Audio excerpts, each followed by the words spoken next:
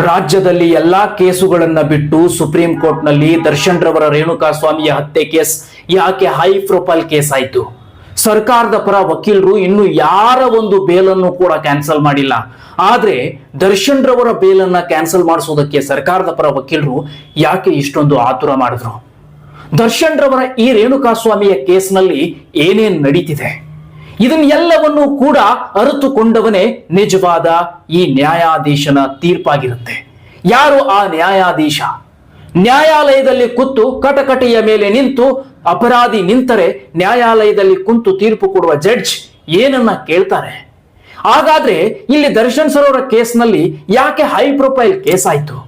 ಮತ್ ಅಷ್ಟೇ ಅಲ್ಲದೆ ಇವರ ಕೇಸನ್ನ ದಾಖಲು ಮಾಡ್ಕೊಳ್ತಿರ್ಬೇಕಾದ್ರೆ ಅಲ್ಲಿ ಇಷ್ಟು ದಪ್ಪ ಪುಸ್ತಕ ರೆಡಿ ಆಯ್ತು.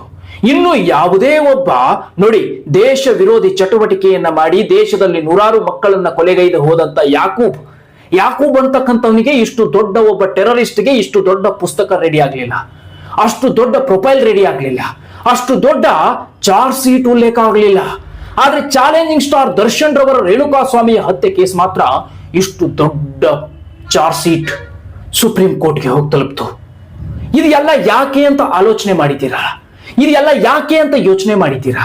ಮತ್ತು ದರ್ಶನ್ ಸರ್ ಜನವರಿಯಲ್ಲಿ ಬರ್ತಾರೆ ಅಂದ್ರಿ, ಫೆಬ್ರವರಿಯಲ್ಲಿ ಬರ್ತಾರೆ ಅಂದ್ರಿ, ಮಾರ್ಚ್ ನಲ್ಲಿ ಬರ್ತಾರೆ ಅಂದ್ರಿ, ಇನ್ನು ಜೂನ್ ನಲ್ಲಿ ಬರ್ತಾರೆ ಅಂತಿದ್ದೀರಿ. ನೀವೊಂದ್ಸರಿ ಆದ್ರೂ ಯೋಚನೆ ಮಾಡಿದೀರಾ? ತಿಂಗಳುಗಳು ಬರ್ತಾರೆ ಅನ್ನೋದು ಸುಲಭ ಅಲ್ಲ. ಆದ್ರೆ ನಾನು ಹೇಳ್ತಾ ಇದ್ದೀನಿ, ಇನ್ನು ಅವರು 2 ವರ್ಷಗಳ ಕಾಲ ಹೊರಗಡೆ ಬರೋದೇ ಇಲ್ಲ. ಇದು ಸತ್ಯ ಮಾತು. ನೀವು ಬೇಕಂದ್ರೆ ಬಿಳಿಯ ಹಾಳ ಮೇಲೆ ಕರಿಯ ಪೆನ್ನಿನಿಂದ ಬರೆದಿಟ್ಕೊಳ್ಳಿ. ಬೇಡಪ್ಪ ಬರೆದಿಟ್ಕೊಂಡ್ರೆ ಏನು? ಹಾಗಾದ್ರೆ ಈ ವಿಡಿಯೋನ ನಾನು ಹೇಳ್ತಾ ಇರೋದನ್ನ ರೆಕಾರ್ಡ್ ಮಾಡಿಟ್ಕೊಳ್ಳಿ. 2 ವರ್ಷಗಳ ಒಳಗಡೆ ಅವರು ಬಂದ್ರೆ ಮುಗ್ದೋಯ್ತು. ಸೊ 2 ವರ್ಷಗಳ ಒಳಗಡೆ ಅವರು ಬರ್ಲಿಕ್ಕೆ ಸಾಧ್ಯ ಇಲ್ಲದಂತಹ ಒಂದು ಕೇಸ್ ಹೈ ಪ್ರೊಫೈಲ್ ಕೇಸ್ ಆಗಿ ಈ ಒಂದು ಇನ್ವೆಸ್ಟಿಗೇಷನ್ ಅಲ್ಲಿ ಸಿಕ್ಕಾಕೊಂಡಿದ್ದಾರೆ ಚಾಲೆಂಜಿಂಗ್ ಸ್ಟಾರ್ ದರ್ಶನ್ ರವರು. ಇನ್ನು ನಾನು ಇಂಚಿಂಚಾಗಿ ಇದರ ಮಾಹಿತಿಯನ್ನ ನೀಡ್ತಾ ಹೋಗ್ತೀನಿ. ಮೊದಲನೇದಾಗಿ ದರ್ಶನ್ ಸರ್ ಅವರ ಅಭಿಮಾನಿಗಳಿಗೆ ಶಾಂತ ರೀತಿಯಿಂದ ಹೇಳ್ತೀನಿ, ಪ್ರೀತಿಯಿಂದ ಹೇಳ್ತೀನಿ. ದರ್ಶನ್ ಸರ್ ಅಭಿಮಾನಿಗಳ ಸೆಲೆಬ್ರಿಟೀಸ್ಗಳು, ನೀವು ನನ್ನನ್ನು ಎಷ್ಟು ಪ್ರೀತಿಯಿಂದ ಕಾಣ್ತೀರಿ ಅಂತ ಗೊತ್ತು. ಯಾಕೆ ಅಂದ್ರೆ ದರ್ಶನ್ ಸರ್ ಅವರ ಪ್ರತಿ ಇಂಚಿಂಚು ಮಾಹಿತಿಯನ್ನ ಸತ್ಯವಾಗಿ ನಿಮಗೆ ತಿಳಿಸ್ತಾ ಬಂದಿದ್ದೀನಿ. ಮತ್ತು ದರ್ಶನ್ ಸರ್ ಅವರು ಮಾಡಿದಂತ ದಾನ ಧರ್ಮಗಳನ್ನ ಹೊಗಳಿ, ಸೊ ಅವ್ರು ಎಂತಹ ನಾಯಕ ನಟ ಕನ್ನಡ ಚಿತ್ರರಂಗಕ್ಕೆ ಅಂತ ಅವರ ಪರವಾಗಿ ಸದಾ ನಿಂತ್ಕೊಂಡಿದ್ದೀನಿ. ಹಾಗಾಗಿ ನೀವು ಯಾವಾಗಲೂ ಕೂಡ ನನಗೆ ಹಣ ನಿಮ್ಮ ಜೊತೆಗಿರ್ತೀವಿ ಅಂತ ಹೇಳ್ತೀರಿ. ಈಗ ನಿಮಗೆ ಬೇಸರ ಉಂಟಾಗಬಹುದು, ಏನಪ್ಪಾ ಇವರು 2 ವರ್ಷಗಳ ಕಾಲ ಬರೋದೇ ಇಲ್ಲ ಅಂತ ಹೇಳ್ತಾ ಇದ್ದಾರೆ, ಹೊರಗಡೆ ಬರೋದು ಇವ್ರಿಗೆ ಇಷ್ಟಾನೇ ಇಲ್ವಾ ಅಂತ ಅನ್ಕೊಳ್ಳಿಕ್ ಹೋಗ್ಬೇಡಿ. ನಿಮಗಿಂತ ಹೆಚ್ಚಿನ ದುಃಖ ನನಗೂ ಇದೆ. ದರ್ಶನ್ ಸರ್ ಅವರು ಇವತ್ತೇ ಹೊರಗಡೆ ಬಂದ್ರೆ ನನ್ನಷ್ಟು ಖುಷಿ ಪಡುವ ವ್ಯಕ್ತಿ ಇನ್ನೊಬ್ಬ ಅವರ ಫ್ಯಾಮಿಲಿಯಲ್ಲೂ ಇರೋದಿಲ್ಲ. ಅಷ್ಟು ಖುಷಿಯನ್ನ ನಾನು ಪಡ್ತೀನಿ. ಯಾಕಂದ್ರೆ ಅಷ್ಟು ದರ್ಶನ್ ರವರನ್ನ ನಾನು ಕೂಡ ಇಷ್ಟಪಡ್ತೀನಿ. ಒಬ್ಬ ನಟ ಆಗಿ ಅಥವಾ ಸಿನಿಮಾ ನೋಡಿ ಅಲ್ಲ, ಅವರ ವೈಯಕ್ತಿಕ ಕಾರ್ಯ ಮತ್ತು ಅವರ ವೈಯಕ್ತಿಕ ಗುಣಗಳು ಎಷ್ಟೋ ವಿದ್ಯಾರ್ಥಿಗಳಿಗೆ ಸಹಕಾರ, ಅವರಿಂದ ಎಷ್ಟೋ ಜೀವನಗಳನ್ನು ಕಟ್ಟಿಕೊಂಡಂತಹ ಅನುಭವಗಳು, ಎಷ್ಟೋ ವ್ಯಕ್ತಿಗಳು ಅವರಿಂದ ಉದ್ಧಾರ ಆಗಿರುವಂತದ್ದಿದೆ. ಅಂತಹ ಒಬ್ಬ ನಟನನ್ನ, ಅಂತಹ ಒಬ್ಬ ನಾಯಕನನ್ನ ಕಳ್ಕೊಂಡಿದೀವಿ ಅಂತ ನನಗೆ ದುಃಖ ಇಲ್ಲ. ಅಂತಹ ಒಬ್ಬ ವ್ಯಕ್ತಿಯನ್ನ ಕಳ್ಕೊಳ್ತಾ ಇದ್ದೀವಿ, ಅಂತಹ ಒಳ್ಳೆಯ ಕರ್ಣನನ್ನ ನಾವು ಕಳ್ಕೊಳ್ತಾ ಇದ್ದೀವಿ. ಈ ದೇಶದಲ್ಲಿ, ಈ ರಾಜ್ಯದಲ್ಲಿ ಇಂತಹ ಒಬ್ಬ ಕುಡುಗೈದಾನಿ, ಅನ್ನದಾನ ಪ್ರಭು, ದೇಶದಲ್ಲಿ ರಾಜ್ಯದಲ್ಲಿ ಒಬ್ಬ 2.5 ಕೋಟಿ ರೂಪಾಯಿ ತಿಂಗಳಿಗೆ ಬರೀ ಜನಸೇವೆಗಾಗಿ ಖರ್ಚು ಮಾಡುವಂತ ಒಬ್ಬ ನಟನನ್ನ ನಾವು ಕಳ್ಕೊಳ್ತಾ ಇದ್ದೀವಿ ಅನ್ನುವ ದುಃಖ ನನಗಿದೆ. ಆದ್ರೆ ಇಲ್ಲಿ ಇರ್ತಕ್ಕಂಥ ಹೈ ಪ್ರೊಫೈಲ್ ಕೇಸನ್ನ ನಾನು ನಿಮಗೆ ಸತ್ಯಾಸತ್ಯತೆಗಳನ್ನ ತಿಳಿಸಲೇಬೇಕಾಗಿದೆ. ದಯವಿಟ್ಟು ದರ್ಶನ್ ಸರ್ ಅಭಿಮಾನಿಗಳು ನನ್ನ ಕ್ಷಮಿಸಿ.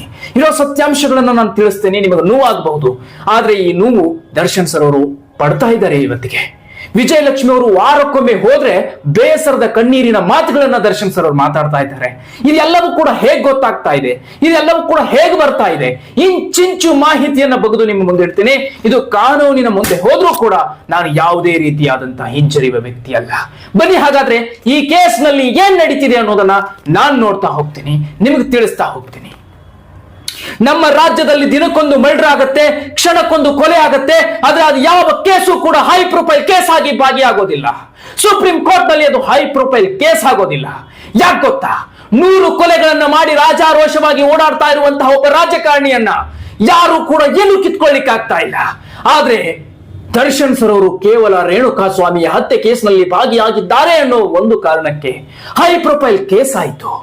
ಸುಪ್ರೀಂ ಕೋರ್ಟ್ ನಲ್ಲಿ ಇದು ಒಂದು ಪುಸ್ತಕದ ಚಾರ್ಜ್ ಶೀಟ್ ಉಲ್ಲೇಖ ಆಯಿತು. ಇದನ್ನು ಯಾರಾದ್ರೂ ನೀವು ಯಾಕೆ ಅಂತ ಪ್ರಶ್ನೆ ಮಾಡಲಿಕ್ಕೆ ಕರ್ನಾಟಕ ರಾಜ್ಯದಲ್ಲಿ ನ್ಯಾಯಯುತವಾಗಿ ನ್ಯಾಯಾಧೀಶನಾಗಿ ಯಾವನಾದ್ರೂ ನಿಂತ್ಕೊಂಡ್ರ? ಯಾರು ನಿಂತ್ಕೊಂಡಿಲ್ಲ. ಇದು ಇನ್ನೊಂದು ವಿಚಾರ ಇದೆ. ದರ್ಶನ್ ಸರ್ ಅವರು ಏನು ಕೇಸನ್ನ ತಮ್ಮ ಸರ್ಕಾರದ ಪರ ವಕೀಲರು ಅದು ನ್ಯಾಯ ಕೊಡಿಸಲೇಬೇಕು ಅಂತ ಹೇಳಿ ಏನು ರೇಣುಕಾ ಸ್ವಾಮಿಗೆ ನ್ಯಾಯ ಕೊಡಿಸಲೇಬೇಕು ಅಂತ ನೋಡಿ, ಜಾಮೀನು ರದ್ದು ಡಿಸೆಂಬರ್ 2024 ಆಗಸ್ಟ್ 14 2025 ಜಾಮೀನನ್ನ ರದ್ದು ಮಾಡಿದ್ರು. ಸರ್ಕಾರದ ಪರ ವಕೀಲರು ಹೋಗಿ ಸುಪ್ರೀಂ ಕೋರ್ಟ್ಗೆ 106 ಸಲ ಭೇಟಿ ಕೊಟ್ಟು ದರ್ಶನ್ ಸರ್ ಅವರ ಬೇಲ್ ರದ್ದನ್ನ ಮಾಡಿಸಿದ್ರಲ್ಲ. ಈ ರೀತಿ ಇನ್ನೂ ಕೂಡ ಒಬ್ಬ ನಮ್ಮ ದೇಶದ ಟೆರರಿಸ್ಟ್ ಬೇಲ್ ಅನ್ನು ಕೂಡ ರದ್ದು ಮಾಡಿಸಿಲ್ಲ. ಒಬ್ಬ ಟೆರರಿಸ್ಟ್ಗೂ ಕೂಡ ಇಂಥ ದೊಡ್ಡ ಪುಸ್ತಕದ ಚಾರ್ಜ್ ಶೀಟ್ ಸಲ್ಲಿಕೆ ಆಗಿಲ್ಲ, ಹೈ ಪ್ರೊಫೈಲ್ ಕೇಸ್ ಆಗಿ ದಾಖಲಾಗಿಲ್ಲ. ಹೈ ಪ್ರೊಫೈಲ್ ಕೇಸ್ ಆಗಿರಬಹುದು, ಆದ್ರೆ ಇಷ್ಟು ದೊಡ್ಡ ಏನು ನಡೆದಿಲ್ಲ. ಆದ್ರೆ ದರ್ಶನ್ ಸರ್ ಅವ್ರ ಕೇಸಲ್ಲಿ ಮಾತ್ರ ಇಷ್ಟು ದಪ್ಪ ಪುಸ್ತಕ ರೆಡಿ ಆಯ್ತು, ಚಾರ್ಜ್ ಶೀಟ್ ಉಲ್ಲೇಖ ಆಯ್ತು. ಯಾಕೆ ತಿಳ್ಕೊಂಡು ಬಿಡಿ. ದರ್ಶನ್ ಸರ್ ಅವ್ರನ್ನ ಸಂಪೂರ್ಣವಾಗಿ ಹದತವಾಗಿ ಮುಗಿಸಲು ಕೆಲವು ರಾಜಕಾರಣಿಗಳ ಕೈವಾಡ ಇದೆ ಅನ್ನೋದನ್ನ ಇಲ್ಲಿ ಕಂಪ್ಲೀಟ್ ಆಗಿ ಅರ್ಥ ಮಾಡ್ಕೊಳ್ಬಹುದು. ಇನ್ನು ವಿಚಾರ ತಿಳ್ಕೊಂಡು ಬಿಡಿ. ಕೆಲವರು ಪ್ರಶ್ನೆಗಳು ಹೇಗೆ ಮಾಡ್ತಾರೆ ಅಂದ್ರೆ, ದರ್ಶನ್ ಸರ್ ಅವರಿಗೆ ರಾಜಕಾರಣಿಗಳನ್ನು ಹೋಗಿ ಈ ಕೇಸಲ್ಲಿ ಭಾಗಿಯಾಗಂದಿದ್ರ ಅಥವಾ ಈ ಕೇಸ್ನಲ್ಲಿ ಹೋಗಿ ಸಿಕ್ಕಾಕೊಂಡಿದ್ರ ಅಂತ. ಇಲ್ಲಿ ಕೂಡ ಒಂದು ಕಾರಣ ಕೊಡ್ತೇನೆ. ಸಿಕ್ಕಾಕೊಂಡು ಬಲೆಗೆ ಬಿದ್ದಂತ ಕುದುರೆಯನ್ನ ಕಟ್ಟಿ ತಮ್ಮ ಮನೆಯ ಮುಂದೆ ಇಟ್ಕೊಳ್ಳೋದು ಕೆಲವರ ಖುಷಿಯ ವಿಚಾರ ಆಗಿರುತ್ತೆ. ಓಡುವ ಕುದುರೆ ಬಿದ್ದು ತನ್ನ ಕಾಲನ್ನ ಸ್ವಲ್ಪ ಪೆಟ್ಟು ಮಾಡಿಕೊಂಡಾಗ ಆ ಕಾಲನ್ನ ಸುಧಾರಿಸುವುದಷ್ಟಲ್ಲ, ಆ ಕಾಲನ್ನ ಸದೃಢಗೊಳಿಸೋದಲ್ಲ, ಅದನ್ನ ಓದು ಕಟ್ಟಿ ಅದರಿಂದ ಸಿಗುವ ಲೆಕ್ಕಾಚಾರದ ಲಾಭಗಳನ್ನು ತೆಗೆದುಕೊಳ್ಳೋದು, ಅದನ್ನ ಸಂಪೂರ್ಣವಾಗಿ ಇನ್ನೊಂದು ಕಾಲು ತೆಗೆಯೋದು. ಈ ರೀತಿ ಲೆಕ್ಕಾಚಾರದ ರಾಜಕಾರಣಿಗಳು ದರ್ಶನ್ ರವರ ಹಿಂದೆ ಬಿದ್ದಿರೋದು ಈ ಪ್ರಕರಣ ಹೈ ಪ್ರೊಫೈಲ್ ಕೇಸ್ ಆಗಿ ದಾಖಲಾಯಿತು. ಮತ್ತು ಈ ಇನ್ವೆಸ್ಟಿಗೇಷನ್ ಇನ್ನೂ ಕೂಡ ವಿಳಂಬ ಆಗ್ತಿರೋದಕ್ಕೆ ಯಾಕೆ, ವಿಳಂಬ ಯಾಕಾಗ್ತಿದೆ, ಇದಕ್ಕೆ ಇನ್ನೊಂದು ಉತ್ತರವನ್ನು ಕೂಡ ಕೊಡ್ತಾರೆ.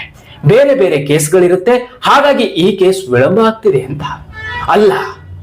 ಈ ಕೇಸ್ ವಿಳಂಬ ನಡಿಲೇಬೇಕು, ಈ ಕೇಸ್ ವಿಳಂಬ ಆಗಲೇಬೇಕು ಅಂತ ಹಿಂದೆ ಒಂದು ಕೈ ಕುಣಿದಾಡ್ತಾ ಇದೆ. ಎಷ್ಟು ಸಾಧ್ಯ ಆಗತ್ತೋ ಅಷ್ಟು ದರ್ಶನ್ ರವರನ್ನ ಸಂಪೂರ್ಣವಾಗಿ ಒಳಗಿಡುವ ಶಕ್ತಿ ಒಬ್ಬ ರಾಜಕಾರಣಿ ಕೈಯಲ್ಲಿದೆ. ಆ ರಾಜಕಾರಣಿ ಇವತ್ತು ಹಿಂದೆ ತನ್ನ ಕೈ ಬಿಟ್ಟು ಮುಂದೆ ಮಾತ್ರ ಬೇರೆಯವರ ಮುಖ ತೋರಿಸ್ತಾ ಇದ್ದಾನೆ. ಆದ್ರೆ ಆ ರಾಜಕಾರಣಿ ಮಾತ್ರ ಬಲಶಾಲಿಯಾಗಿ ದರ್ಶನ್ ರವರ ಹಿಂದೆ ಬೇತಾಳದಂತೆ ಬಿದ್ದಿದ್ದಾನೆ. ಸೊ ಆ ರಾಜಕಾರಣಿ ಯಾರು? ಯಾಕಪ್ಪ ನೀವು ಹೇಳ್ತಾ ಇಲ್ಲ, ಬರೀ ರಾಜಕಾರಣಿ ಅಂತ ಹೇಳ್ತೀರಿ, ಯಾವ ರಾಜಕಾರಣಿ ಅವನು ಅಂತ ಯಾಕೆ ನೀವು ಬಾಯ್ ಬಿಡ್ತಾ ಇಲ್ಲ ಅನ್ನೋದು ದರ್ಶನ್ ಸರ್ ಅಭಿಮಾನಿಗಳ ಆಕ್ರೋಶ. ಇನ್ನೊಮ್ಮೆ ಹೇಳ್ತೀನಿ, ಕೇಳಿಸ್ಕೊಳ್ಳಿ. ದರ್ಶನ್ ಸರ್ ಅಭಿಮಾನಿಗಳಲ್ಲಿರೋ ಆಕ್ರೋಶ ಏನು ಅಂದ್ರೆ, ಆ ರಾಜಕಾರಣಿ ಯಾರು ಅಂತ ಹೇಳಿ. ಯಾಕೆ ನೀವು ಬರೀ ರಾಜಕಾರಣಿ ಅಂತ ಹೇಳ್ತೀರಿ? ಆ ರಾಜಕಾರಣಿ ಹೆಸರನ್ನ ಯಾಕೆ ಉಲ್ಲೇಖ ಮಾಡ್ತಾ ಇಲ್ಲ? ಆ ರಾಜಕಾರಣಿ ಯಾವನು? ಆ ಹಡಿಬಿಟ್ಟಿ ರಾಜಕಾರಣಿ ಯಾರು? ಆ ಕಿತ್ತು ಹೋಗಿರೋ ರಾಜಕಾರಣಿ ಯಾರು? ಆ ನಾಮರ್ದ ರಾಜಕಾರಣಿ ಯಾರು? ಆ ಲಪಂಗ ರಾಜಕಾರಣಿ ಯಾರು ಅಂತ ನಿಮ್ಮಲ್ಲಿ ರೋಷಾವೇಶ ಕುದಿತಾ ಇದೆ. ಅದೇ ರೋಷಾವೇಶ ನಮ್ಮಲ್ಲೂ ಇದೆ. ಆದ್ರೆ ಆ ರಾಜಕಾರಣಿ ಹೆಸರನ್ನ ಉಲ್ಲೇಖ ಮಾಡ್ಲಿಕ್ಕೆ ಸಾಧ್ಯವಾಗೋದಿಲ್ಲ. ಮತ್ತು ಇದೇ ರಾಜಕಾರಣಿ ಅಂತ ಕಂಪ್ಲೀಟ್ ಆಗಿ ಡಿಫರೆನ್ಸ್ ಆಗ್ತಾ ಇದೆ. ಇನ್ನೂ ಕೂಡ ಕಂಪ್ಲೀಟ್ ಆಗಿ ಇವನೇನಾ ಅನ್ನೋದು ಕಂಪ್ಲೀಟ್ ಆಗ್ತಾ ಇಲ್ಲ. ಮತ್ತು ಹೈ ಪ್ರೊಫೈಲ್ ಕೇಸ್ ಆಗಿ ಸುಪ್ರೀಂ ಕೋರ್ಟ್ ನಲ್ಲಿ ನಡೀತಾ ಇರೋ ಕಾರಣಗಳಿಂದ ಬೇರೆಯವರ ಹೆಸರನ್ನ ಉಲ್ಲೇಖ ಮಾಡ್ಲಿಕ್ಕೆ ಆಗೋದಿಲ್ಲ. ಇದನ್ನ ದಯವಿಟ್ಟು ಅರ್ಥ ಮಾಡ್ಕೊಳ್ಳಿ. ಆದ್ರೆ ದರ್ಶನ್ ಸರ್ ಅವರ ಹಿಂದೆ ನಡೀತಾ ಇರುವಂತಹ ಷಡ್ಯಂತ್ರದ ಕೈಗಳು ಮಾತ್ರ ಬಹಳ ಬಲಿಷ್ಠವಾಗಿ ರೂಢಿಯಾಗ್ತಾ ಇವೆ. ಹೇಗಾದ್ರೂ ಮಾಡೋದು, ಈ ಇನ್ವೆಸ್ಟಿಗೇಷನ್ ಅನ್ನ ಸಾಕಷ್ಟು ಬಾರಿ ಕೆದಕಿ ಹೇಗಾದ್ರೂ ಮಾಡಿ ಮತ್ತೊಂದಿಷ್ಟು ವರ್ಷಗಳ ಕಾಲ ದರ್ಶನ್ ರವರನ್ನ ಜೈಲಲ್ಲಿ ಇಕ್ಕಟ್ಟಿಸುವುದು. ಇನ್ನು ಸುಪ್ರೀಂ ಕೋರ್ಟ್ ನಲ್ಲಿ ಸರ್ಕಾರದ ಪರರ ವಕೀಲರ ವಾದ ಏನು? ಈ ಕೇಸು ಕಂಪ್ಲೀಟ್ ಆಗಿ ಒಂದು ಕೊನೆಗಾಣುವವರೆಗೂ ದರ್ಶನ್ ರವರನ್ನ ಹೊರಗಡೆ ಬಿಡಬೇಡಿ ಸರ್, ಹೊರಗಡೆ ಬಿಡಬೇಡಿ ಸ್ವಾಮಿ ಅಂತ ನ್ಯಾಯಾಲಯದ ಮುಂದೆ ಕೇಳ್ಕೊಳ್ತಾ ಇದ್ದಾರೆ. ಇದೇ ತರ 100 ಕೊಲೆಗಳನ್ನ ಮಾಡಿ 100 ಮರ್ಡರ್ಗಳನ್ನ ಮಾಡಿ ರಾಜಾರೋಷವಾಗಿ ಹೊರಗೆ ರಾಜಕಾರಣ ಮಾಡ್ತಾ ಇರುವಂತಹ ರಾಜಕಾರಣಿಗಳನ್ನ ನೀವು ಈ ರೀತಿ ಮಾಡಿದ್ದಿದ್ರೆ ಇವತ್ತು ರಾಜ ಅಮೃತದ ಶಿಲೆ ಆಗ್ತಾ ಇತ್ತು. ಆದ್ರೆ ನೀವು ಮಾಡ್ತಾ ಇರೋದು ಭ್ರಷ್ಟಾಚಾರದ ಶಿಲೆ. ಆದ್ರೆ 2 ವರ್ಷಕ್ಕೆ 2 ರಿಂದ 2.5 ಕೋಟಿ ರೂಪಾಯಿ ಖರ್ಚು ಮಾಡಿ ಬಂದಂತಹ ರಾಜ್ಯದ ಜನರಿಗೆ, ಕಷ್ಟ ಅಂತ ಹೋದಂತಹ ರಾಜ್ಯದ ಜನರಿಗೆ, ವಿದ್ಯಾರ್ಥಿಗಳಿಗೆ, ಬಡಬಗ್ರರಿಗೆ ತಾನು ಮಾಡುವಂತಹ ದುಡ್ಡಿನಿಂದ, ತಾನು ಕಷ್ಟಪಟ್ಟು ಸಂಪಾದಿಸಿದ ದುಡ್ಡಿನಿಂದ ದರ್ಶನ್ ರವರು ಸಾವಿರಾರು ಜನಗಳಿಗೆ ಆಟೋ ರಿಕ್ಷಾ ಕೊಂಡು ಕೊಟ್ರು. ಸಾವಿರಾರು ವಿದ್ಯಾರ್ಥಿಗಳಿಗೆ ತಮ್ಮ ಸರ್ಟಿಫಿಕೇಟ್ಸ್ ಗಳನ್ನ ನೋಡಿ ಬಂದಂತವರಿಗೆ ವಿದ್ಯಾವಂತರಾಗ್ಲಿ ಅಂತ ದುಡ್ಡು ಕೊಟ್ಟು ಸುಮಾರು 2 ರಿಂದ 2.5 ಕೋಟಿ ರೂಪಾಯಿ ಖರ್ಚು ಮಾಡುವಂತಹ ವರ್ಷಕ್ಕೆ ಆ ನಟನನ್ನ ಈ ರೀತಿ ಅವಮಾನ ಮಾಡಿ ಆ ನಟನನ್ನ ಇಷ್ಟು ಇಕ್ಕಟ್ಟಿಗೆ ಸಿಕ್ಕಾಕ್ಸ್ತಾ ಇದ್ದಾರಲ್ಲ, ಇದು ರಾಜ್ಯದಲ್ಲಿ ನಾವು ಪಡಬೇಕಾಗಿರ್ತಕ್ಕಂಥ ವ್ಯಥೆ ಹೊರತು ಹೆಮ್ಮೆ ಅಲ್ಲ ಅಂತಕ್ಕಂಥದ್ದು ಬಹಳ ಸ್ಪಷ್ಟವಾಗಿ ಇಲ್ಲಿ ಗೊತ್ತಾಗತ್ತೆ. ರಾಜ್ಯದಲ್ಲಿ ಎಂತೆಂತ ನಾಲಾಯಕನ ಅಮರ್ದ್ರು ಕ್ಷಣಕ್ಕೊಂದು ಮರ್ಡರ್ ಮಾಡ್ತಾರೆ, ಕ್ಷಣಕ್ಕೊಂದು ಹಾಫ್ ಮರ್ಡರ್, ಅದು ಎಲ್ಲ ಸಾಕ್ಷಿಗಳು ನಾಶ. ಆದ್ರೆ ದರ್ಶನ್ ರವರನ್ನ ಮಾತ್ರ ಇಷ್ಟು ದೊಡ್ಡ ಪುಸ್ತಕ ರೆಡಿ ಮಾಡಿ ಚಾರ್ಜ್ ಶೀಟ್ ಉಲ್ಲೇಖ ಮಾಡಿದ್ರಲ್ರಿ. ಯಾಕೆ? ಇದ್ರ ಹಿಂದೆ ಏನಿದೆ ಅಂತ ರಾಜ್ಯದಲ್ಲಿ ಪ್ರಮುಖರು, ರಾಜ್ಯದಲ್ಲಿ ಹುಟ್ಟು ಹೋರಾಟಗಾರರು ಅನ್ಸ್ಕೊಂಡಿರೋರು ಯಾಕ್ರಿ ಇದ್ರ ಬಗ್ಗೆ ಧ್ವನಿ ಎತ್ತಲಿಲ್ಲ? ಯಾಕ್ರಿ ಇದ್ರ ಬಗ್ಗೆ ಮಾತಾಡ್ಲಿಲ್ಲ? ಇನ್ನೂ 2 ವರ್ಷಗಳ ಕಾಲ ನಟ ದರ್ಶನ್ ರವರ ಹರಸಾಹಸ ಪಡಬೇಕಾಗತ್ತೆ. ಇನ್ನೂ 2 ವರ್ಷಗಳ ಕಾಲ ನಟ ದರ್ಶನ್ ರವರಿಗೆ ಹೊರಬರೋ ಸಾಧ್ಯವೇ ಇಲ್ಲ ಅನ್ನೋದು ಬಹಳ ಸ್ಪಷ್ಟವಾಗಿ ಇಲ್ಲಿ ಗೊತ್ತಾಗ್ತಾ ಇದೆ. ಈ ರಾಜಕಾರಣಿಗಳು ಅಧಿಕಾರದಲ್ಲಿರೋವರೆಗೂ ದರ್ಶನ್ ರವರು ಹೊರಗಡೆ ಬರಲಿಕ್ಕೆ ಸಾಧ್ಯ ಇಲ್ಲ ಅನ್ನೋದು ಬಹಳ ಕಂಪ್ಲೀಟ್ ಆಗಿ ಗೊತ್ತಾಗ್ತಾ ಇದೆ, ಬಹಳ ಸ್ಪಷ್ಟವಾಗಿ ಗೊತ್ತಾಗ್ತಾ ಇದೆ. ಯಾವಾಗ ಈ ಅಧಿಕಾರದಲ್ಲಿರುವ ಆ ರಾಜಕಾರಣಿಗಳು ತೊಲಗ್ತಾರೋ ಆಗ ದರ್ಶನ್ಗೆ ಅಂಟಿಕೊಂಡಿರ್ತಕ್ಕಂತಹ ದೆವ್ವ ಬಿಡುತ್ತೆ. ಇವರೆಲ್ಲ ದೆವ್ವಗಳು. ದರ್ಶನ್ ರವರ ಹಿಂದೆ ಬಿದ್ದಿರುವಂತಹ ರಾಜಕಾರಣಿಗಳು ಭೂತ. ಈ ಭೂತ ಪಿಶಾಚಿಗಳು ದರ್ಶನ್ ರವರನ್ನ ಕಾಡ್ತಾ ಇವೆ. ಕತ್ತಲೆ ಕೋಣೆಯಲ್ಲಿ ಬಿಳಿಯ ಬಟ್ಟೆಯನ್ನು ಹಾಕೊಂಡು ಬಂದು ಕಾಡ್ತಾ ಇವೆ. ಅರ್ಥ ಆಯ್ತು ಅನ್ಕೊಡ್ತೀನಿ. ಈ ಬಿಳಿಯ ಬಟ್ಟೆಯ ರಾಜಕಾರಣಿ ಯಾಕೆ ಕತ್ತಲ ಕೋಣೆಯಲ್ಲಿ ಈತ ಭೂತವಾಗಿ ದರ್ಶನ್ ರವರಿಗೆ ಕಾಡ್ತಾ ಇದ್ದಾನೆ ಅಂದ್ರೆ ದ್ವೇಷಾಗ್ನಿಯ ಜ್ವಾಲೆ ದರ್ಶನ್ ರವರನ್ನ ಹಂತ ಹಂತವಾಗಿ ಕೊನೆಗಾಣಿಸಬೇಕು ಅನ್ನೋ ಲೆಕ್ಕಾಚಾರ. ಈ ಕುದುರೆಯನ್ನ ಕಟ್ಟಿ ಹಾಕಿ ಕಂಪ್ಲೀಟ್ ಆಗಿ ಈ ಕುದುರೆಯನ್ನೇ ಇಲ್ಲದಾಗಿಸಬೇಕು ಅನ್ನೋ ಲೆಕ್ಕಾಚಾರ. ಕೆಲವು ಕಿತ್ತು ಹೋಗಿರೋ ನಾಮರ್ದ ನಾಯಿಗಳು ಏನೇ ಹರ್ಕೊಂಡ್ರು ಕಿಸ್ಕೊಂಡ್ರು ಅವರ ಒಂದು ಕೂದಲನ್ನು ಕಿತ್ಕೊಳ್ಳಿಕ್ಕಾಗಲ್ಲ ಅನ್ನುವ ಲೆಕ್ಕಾಚಾರ, ಅಂಕಿಅಂಶಗಳನ್ನ ಇಟ್ಕೊಂಡು ಎಲ್ಲರೂ ಕುತ್ಕೊಂಡಿದ್ದಾರೆ, ಅಭಿಮಾನಿಗಳು ಕುತ್ಕೊಂಡಿದ್ದಾರೆ. ಆದ್ರೆ ಒಂದಂತೂ ಸತ್ಯ, ಈ ಒಂದು ಸರ್ಕಾರದಲ್ಲಿ ಆ ರಾಜಕಾರಣಿಗಳು ಅಧಿಕಾರದಲ್ಲಿರೋವರೆಗೂ ದರ್ಶನ್ ರವರಿಗೆ ಬಿಡುಗಡೆಯ ಭಾಗ್ಯ ಇಲ್ಲ. ಇದನ್ನ ನೀವು ತಲೆಯಲ್ಲಿಟ್ಕೊಳ್ಳಿ. ಮತ್ತೇನಾದ್ರೂ ಅಧಿಕಾರದಲ್ಲಿ ಹೊಳ್ಳಿ ಅವರೇ ಬಂದಿದ್ದಾದ್ರೆ ಮತ್ತೆ ದರ್ಶನ್ ರವರು ಜೈಲಿನಲ್ಲೇ ಇರ್ತಾರೆ. ಇದು ಕಟ್ಟಿಟ್ಟ ಬುತ್ತಿ. ವಿಜಯಲಕ್ಷ್ಮಿಯವರು ವಾರಕ್ಕೆ 1 ಬಾರಿ ಹೋಗಿ ಬಂದ್ರು, ವಾರಕ್ಕೆ 1 ಬಾರಿ ದರ್ಶನ್ ರವರನ್ನ ಭೇಟಿಯಾದ್ರು, ಮುಖದಲ್ಲಿ ನಗು ಇಲ್ಲ. ಕಾರಣ ಏನು ಗೊತ್ತಾ? ಹೊರಬರುವ ಸಾಧ್ಯತೆ ಇಲ್ಲ.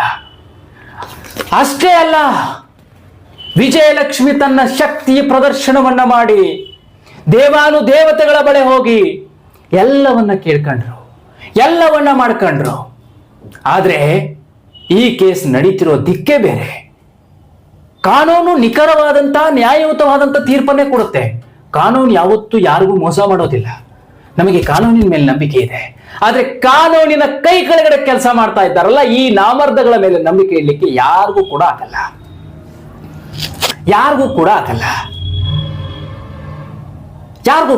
ರೀ. ರಾಜಕೀಯ ಪ್ರಭಾವದಿಂದ ಅವ್ರ ಸಾಕ್ಷಿಗಳನ್ನೇ ನಾಶ ಮಾಡಲಿಕ್ಕೆ ಒಬ್ಬ PSI ಸಹಕಾರ ಮಾಡ್ತಾನೆ.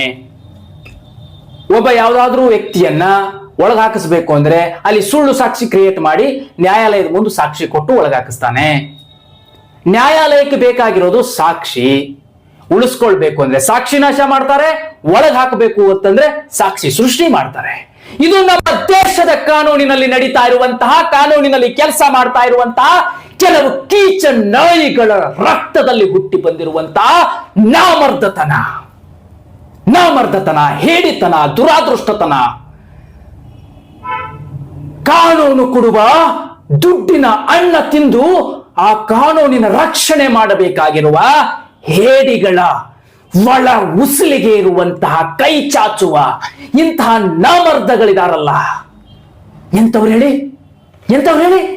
ನ್ಯಾಯ ನೀತಿ ಸಂಸ್ಕಾರವನ್ನು ಮರೆತು ನಮ್ಮ ತಾಯಿ ಭಾರತಾಂಬೆಯ ಕಾನೂನಿನ ಕೈ ಕೆಳಗಡೆ ತಾಯಿ ಕಾನೂನಿಗೆ ದ್ರೋಹ ಬಗಿತಾ ಇರುವಂತದ್ದು. ಒಬ್ಬ ವ್ಯಕ್ತಿಯನ್ನು ಉಳಿಸ್ಕೊಳ್ಳಿಕ್ಕೆ ಸಾಕ್ಷಿಗಳನ್ನ ನಾಶ ಮಾಡ್ತಾರೆ. ಒಬ್ಬ ವ್ಯಕ್ತಿಯನ್ನ ಒಳಗೆ ಹಾಕ್ಸೋದಕ್ಕೆ ಸಾಕ್ಷಿಗಳನ್ನ ಸೃಷ್ಟಿ ಮಾಡ್ತಾರೆ. ಇದು ಎಂಥ ನಾಮರ್ದರ ರಾಜಕಾರಣದಲ್ಲಿ ನಾವು ಸಿಲುಕೊಂಡಿದೀವಿ ನೋಡಿ. ಅಸಹ್ಯ, ಅಸಹ್ಯ. ಇವತ್ತು ಸ್ಪಷ್ಟವಾಗಿ ಹೇಳ್ತೀನಿ, ಬಿಟ್ಟು ಬಿಡಿ, ಬಿಟ್ಟು ಬಿಡಿ, ಎಲ್ಲಾನು ಬಿಟ್ಟು ಬಿಡಿ. ನಮ್ಮ ರಾಜ್ಯದಲ್ಲಿ ಯುವಕರ ರಕ್ತ ಕುದಿಬೇಕಿದೆ, ಯುವಕರ ರಕ್ತ ಕುದಿಬೇಕಿದೆ, ಯುವಕರು ಬರಬೇಕಿದೆ. ಎಲ್ಲಿ? ರಾಜಕಾರಣಕ್ಕೆ. ಅಪ್ಪ ಆದಮೇಲೆ ಮಗ, ಮಗ ಆದಮೇಲೆ ಮೊಮ್ಮಗ, ಮೊಮ್ಮಗ ಆದಮೇಲೆ ಕಿರಿಮಗ, ಹಿರಿಮಗ, ಸುರಿಮಗ ಅಂತ ಅವರ ಕುಟುಂಬಕ್ಕೆ ಅಧಿಕಾರಗಳನ್ನ ಕೊಟ್ಕೊಂಡು ಹೊಂಟ್ರಿ ಅಂತ ಇಟ್ಕೊಳ್ಳಿ. ಇದೇ ರೀತಿ ನಡೆಯುತ್ತೆ. ಅವರಿಗೆ ಬೇಕಾದಂಗೆ ಸಾಕ್ಷಿ ಸೃಷ್ಟಿ ಮಾಡ್ತಾರೆ, ಅವರಿಗೆ ಬೇಕಾದಂಗೆ ಸಾಕ್ಷಿ ನಾಶ ಮಾಡ್ತಾರೆ. ಬುದ್ಧಿವಂತರಾಗ್ರೆಯ ಯುವಕರೆಲ್ಲ, ಬುದ್ಧಿವಂತರಾಗ್ರಿ.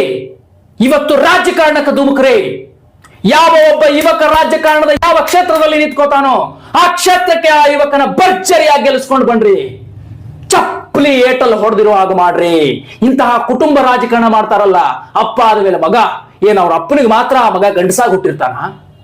ಸಾಮಾನ್ಯ ಜನರಲ್ಲಿ ಗಂಡಸಾಗಿ ಹುಟ್ಟಿರಲ್ವಾ? ಸಾಮಾನ್ಯ ಜನರನ್ನ ಗೆಲ್ಲಿಸ್ರಯ್ಯ. ಆಗ ನೋಡ್ರಿ, ಚುಟ್ಕೆ ಚುಟ್ಕೆ ಹೊಡಿಯೋಷ್ಟ್ರಲ್ಲಿ ಹೆಂಗಿರುತ್ತೆ ಅಂದ್ರೆ, ಕಾನೂನು ಅಂದ್ರೆ ಉಚ್ಚ ಹೊಯ್ಕೊಂಡಿರ್ತಾರೆ ಎಲ್ರು. ಕಾನೂನು ಅಂದ್ರೆ ಉಚ್ಚ ಹೊಯ್ಕೊಂಡಿರ್ತಾರೆ. ಯಾಕಂದ್ರೆ ಇವತ್ತಿನ ಯುವಕರ ರಕ್ತದಲ್ಲಿ ದ್ವೇಷ ಇಲ್ಲ. ಇವತ್ತಿನ ಯುವಕರಲ್ಲಿ ರಕ್ತದಲ್ಲಿ ಬೇರೆ ಯಾವ ಭ್ರಷ್ಟಾಚಾರವೂ ಇಲ್ಲ. ಅಪ್ಪನಿಗೆ ಹುಟ್ಟದಂಗಿರ್ತಾರೆ. ಹಾಗಾಗಿ ಕಾನೂನಿನ ರಕ್ಷಣೆ ಮಾಡ್ತಾರೆ. ಕಾನೂನಿನಲ್ಲಿ ಬಹಳ ನೆಮ್ಮದಿಯಿಂದ ಕಾನೂನು ಕಂಪ್ಲೀಟ್ ಆಗಿ ನ್ಯಾಯಪರವಾದಂತಹ ತೀರ್ಪುಗಳು ಬರ್ಲಿಕ್ಕೆ ಶುರು ಆಗುತ್ತೆ. ಕಾನೂನಿನಿಂದ ಯಾರು ಕ್ಷಣಕ್ಕೊಂದು ಮರ್ಡರ್ ಮಾಡಿ ತಪ್ಪಿಸ್ಕೊಳಕ್ ಆಗಲ್ಲ. ಇವತ್ತು ಯಾವ್ದಾದ್ರು ರಾಜಕಾರಣಿ ಮರ್ಡರ್ ಮಾಡಿದ್ರೆ ಹೊರಗೆ ನಾಳೆನೆ ಬರ್ತಾನೆ. ಯಾಕೆ ಹೇಳಿ? ಸಾಕ್ಷಿ ಇರಲ್ಲ. ಅದು ನ್ಯಾಯಾಲಯ ತಪ್ಪಲ್ಲ, ಅಥವಾ ನಮ್ಮ ಭಾರತ ದೇಶದ ಕಾನೂನು ತಪ್ಪಲ್ಲ. ತಪ್ಪ್ಯಾರ್ದು? ಸಾಕ್ಷಿಗಳನ್ನ ನಾಶ ಮಾಡ್ತಾ ಇದ್ದಾರೆ. ಹೆತ್ತ ತಾಯಿಯ ಒಡಲಿಗೆ ಚೂರಿ ಹಾಕ್ತಾ ಇರುವಂತಹ ಅಧಿಕಾರಿಗಳು ಕಾನೂನಿಗೆ ದ್ರೋಹ ಮಾಡಿದ್ರೆ ಹೆತ್ತ ತಾಯಿಗೆ ಚೂರಿ ಹಾಕದಂಗೆ. ಅಂತ ಹೆತ್ತ ತಾಯಿಗೆ ಚೂರಿ ಹಾಕುವಂತ ನಾಮರ್ದನ ಮಕ್ಕಳು ಉಟ್ಕೊಂಡ್ಬಿಟ್ಟಿದಾರಲ್ಲ ನಮ್ಮ ರಾಜ್ಯದಲ್ಲಿ, ನಮ್ಮ ದೇಶದಲ್ಲಿ. ಸಾಕ್ಷಿಗಳನ್ನ ಬೇಕಾದ್ರೆ ಸೃಷ್ಟಿ ಮಾಡ್ತಾರೆ, ಸಾಕ್ಷಿಗಳನ್ನ ಬೇಕಾದ್ರೆ ನಾಶ ಮಾಡ್ತಾರೆ. ಅದಕ್ಕೆ ಇವತ್ತಿನ ಯುವಕರೆಲ್ಲ ಉದ್ಧಾರ ಆಗ್ರಿ, ಇವತ್ತಿನ ಯುವಕರೆಲ್ಲ ಸದೃಢರಾಗ್ರಿ, ಇವತ್ತಿನ ಯುವಕರೆಲ್ಲ ತೊಡೆ ತಟ್ರಿ, ಬನ್ರಿ ರಾಜಕೀಯಕ್ಕೆ. ಯಾವನಪ್ಪ ಮಗ, ಮೊಮ್ಮಗ, ಗಿರಿಮಗ, ಸುರಿಮಗ, ಚಪ್ಪು ಮಗ, ಚಿಪ್ಪು ಮಗ ಅಂತಿರ್ತಾರ, ಅವನ್ನೆಲ್ಲ ತೆಗೆದೋಗೋದು.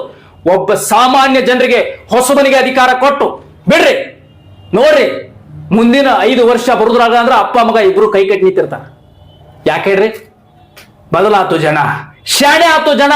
2000 ಕೈ ಚಾಚಲಿಲ್ಲ, 2000 ಕೈ ಚಾಚಲಿಲ್ಲ, ಸೀರಿ ನೋಡಿ ಓಟ್ ಹಾಕಲಿಲ್ಲ.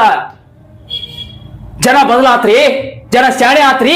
ನಾವಿನ್ ಏನ್ ಮಾಡಿದ್ರು ನಡೆಯಂಗಿಲ್ರಿ ಅಂತ ಗೊತ್ತಾಗ್ತದ ರಾಜಕಾರಣಿಗಳಿಗೆ. ಅರ್ಥ ಮಾಡ್ಕೊಡ್ರಿ. ಇರ್ಲಿ, ದರ್ಶನ್ ರವರ ಕೇಸ್ ಸಂಬಂಧಪಟ್ಟಂಗೆ ಮಾತಾಡ್ತಾ ಇದ್ದೆ, ಹಾಗೆ ಫ್ಲೋ ಅಲ್ಲಿ ಮಾತಾಡಿದ್ದೀನಿ, ಆದ್ರೆ ಸತ್ಯನೇ ಮಾತಾಡಿದ್ದೀನಿ. ಅರ್ಥ ಆಯ್ತಾ?